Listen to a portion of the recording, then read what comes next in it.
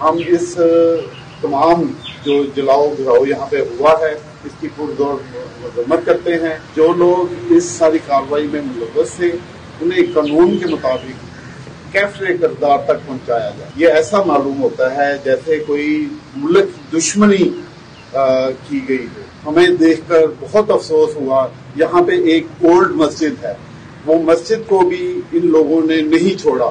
یہ کسی ایک مسلمان کا کام نہیں ہوتا کہ ایک مسجد کو شہید کیا جائے۔ ان تمام جو ہمارے پاس جناح ہاؤس جیسے ہمارے اثاثے ہیں، ہم ان کے وارث ہیں، ہم اپنے شہداء کے وارث ہیں۔